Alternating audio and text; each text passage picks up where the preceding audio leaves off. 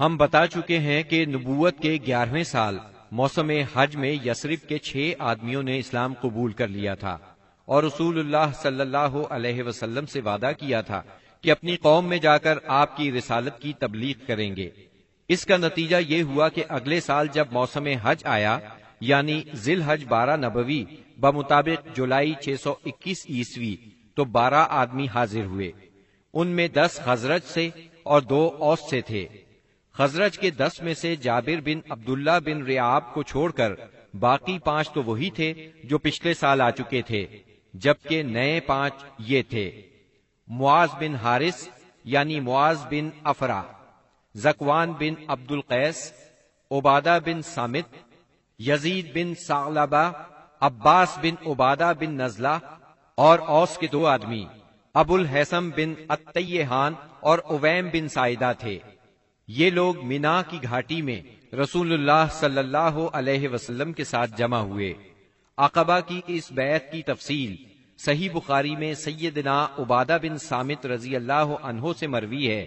وہ بیان کرتے ہیں کہ رسول اللہ صلی اللہ علیہ وسلم نے فرمایا، آؤ مجھ سے اس بات پر بیعت کرو کہ اللہ کے ساتھ کسی چیز کو شریک نہیں کرو گے، چوری نہیں کرو گے، زنا نہیں کرو گے، اپنی اولاد کو قتل نہیں کرو گے، اپنے ہاتھ پاؤں کے درمیان سے گھڑ کر کوئی بہتان نہیں لاؤ گے، اور کسی بھلی بات میں میری نافرمانی نہیں کرو گے۔ جو شخص یہ ساری باتیں پوری کرے گا تو اس کا اجر اللہ کے پاس ہے، اور جو شخص ان میں سے کسی چیز کا ارتکاب کر بیٹھا پھر اسے دنیا ہی میں اس کی سزا دی گئی تو یہ اس کے لیے کفارہ ہوگی، اور جو شخص ان میں سے کسی چیز کا ارتکاب کر بیٹھا پھر اللہ نے اس پر پردہ ڈال دیا تو اس کا معاملہ اللہ کے حوالے ہے، وہ چاہے تو سزا دے چاہے تو معاف کر دے۔ سیدنا عبادہ فرماتے ہیں کہ ہم نے اس پر آپ سے بیعت کی۔ بیعت پوری ہو گئی اور حج ختم ہو گیا تو نبی کریم صلی اللہ علیہ وسلم نے ان کے ساتھ مصعب بن عمیر رضی اللہ عنہ کو روانہ فرمایا تاکہ وہ لوگوں کو قرآن پڑھائیں اور دین سکھائیں۔ سیدنا مصعب بن عمیر رضی اللہ عنہ نے ابو امامہ اسعد بن زرارہ رضی اللہ عنہ کے گھر قیام فرمایا، پھر دونوں اسلام کی تبلیغ کے لیے سرگرم ہو گئے۔ اس کے بعد اگلے سال موسم حج سے پہلے مصعب بن عمیر رضی اللہ عنہ بہت سی کامیابیوں کی بشارتیں لیے مکہ معظمہ واپس آ گئے۔ موسم حج 13 نبوت میں یثرب کے 70 سے زیادہ مسلمان حج کی ادائیگی کے لیے مکہ تشریف لائے۔ یہ اپنی قوم کے مشرک حاجیوں میں شامل ہو کر آئے تھے۔ مسلمانوں نے طے کیا کہ رسول اللہ صلی اللہ علیہ وسلم کو مدینہ منورہ آنے کی دعوت دیں گے۔ چنانچہ یہ لوگ ایام تشریق کے درمیانے روز یعنی 12 ذی الحجہ کو رات کے وقت جمرہ عقبہ کے پاس گھاٹی میں جمع ہوئے۔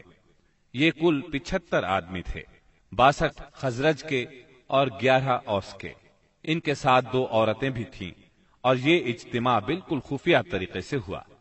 نبی اکرم صلی اللہ علیہ وسلم اپنے چچا سیدنا عباس رضی اللہ عنہ کے ساتھ ان لوگوں کے پاس پہنچے۔ سیدنا عباس رضی اللہ عنہ ابھی تک مسلمان نہیں ہوئے تھے، لیکن اپنے بھتیجے کے معاملے میں اطمینان چاہتے تھے، اس لیے سب سے پہلے انہوں نے ہی بات کی۔ بولے، رسول اللہ صلی اللہ علیہ وسلم اپنی قوم اور اپنے شہر میں عزت اور حفاظت کے ساتھ ہیں، لہٰذا اگر تمہارا یہ خیال ہے کہ تم انہیں جس چیز کی طرف بلا رہے ہو اسے نبھاؤ گے اور انہیں ان کے مخالفین سے بچا لو گے تو تم نے جو ذمہ داری اٹھائی ہے اسے اچھی طرح جان لو، ورنہ ابھی سے انہیں چھوڑ دو۔ ان کے جواب میں اہل یثرب کے ترجمان سیدنا برا بن معرور رضی اللہ عنہ نے کہا، ہم رسول اللہ صلی اللہ علیہ وسلم سے سچے دل سے وفاداری کا ارادہ رکھتے ہیں، اپنی جانیں ان پر نچھاور کر دیں گے، لہٰذا اے اللہ کے رسول آپ بات کیجئے اور اپنے رب کے لیے اور اپنے لیے جو عہد و پیمان پسند ہو لے لیجئے۔ اس کے بعد رسول اللہ صلی اللہ علیہ وسلم نے گفتگو فرمائی، آپ نے قرآن کریم کی تلاوت فرمائی، پھر ان حضرات کو اللہ کی طرف دعوت دی، اسلام کی طرف رغبت دلائی اور اپنے رب کے لیے عہد لیا۔ فرمایا، تنہا اسی کی عبادت کرو اور اس کے ساتھ کسی کو شریک نہ کرو۔ اس پر اہل یثرب نے کہا، ہم کس چیز پر آپ سے بیعت کریں؟ نبی کریم صلی اللہ علیہ وسلم نے فرمایا، چستی اور سستی ہر حالت میں بات سنو گے اور مانو گے، تنگی اور خوشحالی ہر حال میں مال خرچ کرو گے، بھلائی کا حکم دو گے اور برائی سے روکو گے، اللہ کے راستے میں اٹھ کھڑے ہوگے اور اس سلسلے میں کسی ملامت کرنے والے کی ملامت کی پرواہ نہیں کرو گے، اور جب میں تمہارے پاس آ جاؤں تو میری مدد کرو گے، اور جس چیز سے اپنی جان اور اپنے بال بچوں کی حفاظت کرتے ہو اسی سے میری حفاظت کرو گے، اور تمہارے لیے جنت ہے۔ سیدنا عبادہ رضی اللہ عنہ فرماتے ہیں کہ ہم نے آپ سے اس بات پر بھی بیعت کی کہ حکومت کے بارے میں اہل حکومت سے جھگڑا نہیں کریں گے۔ اس پر سیدنا برا بن معرور رضی اللہ عنہ نے آپ کا ہاتھ پکڑا اور عرض کیا، ہاں اس ذات کی قسم جس نے آپ کو حق کے ساتھ بھیجا ہے، ہم یقیناً اس چیز سے آپ کی حفاظت کریں گے جس سے اپنے بال بچوں کی حفاظت کرتے ہیں، لہذا آپ ہم سے بیعت لیجئے۔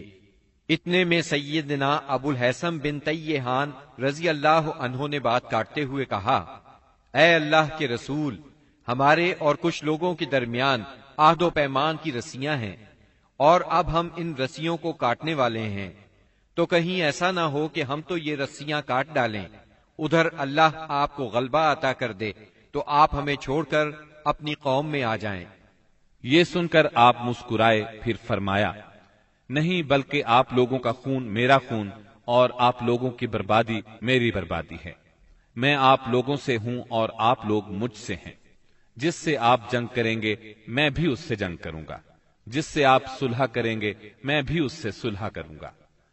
ابھی آپ نے یہ الفاظ فرمائے ہی تھے کہ ٹھیک اسی وقت سیدنا عباس بن عبادہ بن نزلہ رضی اللہ عنہ آگے بڑھے اور بولے، آپ لوگ جانتے ہیں کہ ان سے کس بات پر بیعت کر رہے ہیں؟ ان سے سرخ و سیاہ یعنی سارے انسانوں سے جنگ پر بیعت کر رہے ہیں۔ میرا مطلب ہے اس بیعت کے بعد ہم سب لوگوں سے جنگ مول لے لیں گے۔ اس لیے اگر آپ کو اندازہ ہے کہ جب آپ کے اموال کا صفایا کر دیا جائے گا اور آپ کے معزز لوگ قتل کر دیے جائیں گے تو آپ ان کا ساتھ چھوڑ دیں گے۔ اگر ایسا کرنا ہے تو پھر ابھی ساتھ چھوڑ دیں، کیونکہ اس طرح دنیا اور آخرت کی رسوائی ملے گی۔ اور اگر آپ لوگوں کا خیال یہ ہے کہ مال کی تباہی اور معزز لوگوں کے قتل کے باوجود عہد نبھائیں گے تو پھر انہیں لے لیجئے، کیونکہ یہ اللہ کی قسم دنیا و آخرت کی بھلائی ہے۔ تب ان لوگوں نے کہا، ہم انہیں اپنے مالوں کی تباہی اور معزز لوگوں کے قتل کے خطرے کے باوجود ساتھ لیتے ہیں۔ اللہ کے رسول بتلائیے اس کے بدلے میں ہمارے لیے کیا ہے؟ آپ نے فرمایا، جنت۔ اب لوگوں نے کہا، اپنا ہاتھ پھیلائیں۔ آپ نے ہاتھ پھیلا دیا، سب لوگ بیعت کے لیے لپکے، مگر عین اس لمحے آپ کا ہاتھ اسد بن زرارہ رضی اللہ عنہ نے پکڑ لیا اور کہا، اہل یثرب ذرا ٹھہرو، ہم آپ کی خدمت میں لمبا سفر کر کے اس یقین کے ساتھ حاضر ہوئے ہیں کہ آپ اللہ کے رسول ہیں۔ آج آپ کو یہاں سے لے جانے کا مطلب ہے سارا عرب ہمارا دشمن ہو جائے گا، ہمیں اپنے سرداروں کا قتل اور تلواروں کے وار برداشت کرنا ہوں گے۔ اب اگر آپ سب لوگ یہ بات برداشت کرنے کے لیے تیار ہیں تو انہیں لے لیں، اس صورت میں آپ کا اجر اللہ کے ہاں ہے، اور اگر آپ لوگوں کو اپنے بارے میں کوئی اندیشہ ہے تو انہیں ابھی چھوڑ دیں، یہ عذر اللہ کے نزدیک زیادہ قابل قبول ہوگا۔ یہ سن کر لوگوں نے کہا، اسد اپنا ہاتھ ہٹائیے، اللہ کی قسم نہ ہم اس بیعت کو چھوڑ سکتے ہیں نہ توڑ سکتے ہیں۔ اس کے بعد ایک ایک آدمی نے اٹھ کر بیعت کی۔ راجح ترین قول کے مطابق سب سے پہلے بیعت کرنے والے خود اسد بن زرارہ رضی اللہ عنہ تھے۔ ایک قول یہ بھی ہے کہ سب سے پہلے بیعت ابو الحسن بن تیہان نے کی۔ ایک تیسرا قول یہ ہے کہ سیدنا برا بن معرور نے سب سے پہلے بیعت کی۔ دونوں عورتوں کی بیعت صرف زبان سے ہوئی، ان سے آپ نے مصافحہ نہیں فرمایا، بلکہ فرمایا بس ان کی بیعت ہو گئی، میں عورتوں سے مصافحہ نہیں کرتا۔ بیعت مکمل ہو چکی تو رسول اللہ صلی اللہ علیہ وسلم نے فرمایا، اپنے میں سے 12 نقیب پیش کریں جو اپنی قوم کے نگران ہوں گے، ان کے معاملات کے ذمہ دار ہوں گے۔ اس پر 9 آدمی خزرج سے اور 3 آدمی اوس سے منتخب کیے گئے۔ جب ان کا انتخاب ہو چکا تو رسول اللہ صلی اللہ علیہ وسلم نے فرمایا، آپ لوگ اپنی قوم کے تمام معاملات کے ذمہ دار ہیں، جس طرح عیسیٰ علیہ السلام کے حواری ان کی طرف سے کفیل ہوئے تھے، اور میں اپنی قوم یعنی مسلمانوں کا کفیل ہوں۔ ان سب نے ایک زبان ہو کر کہا جی ہاں۔ تو یہ تھی دوسری بیعت عقبہ۔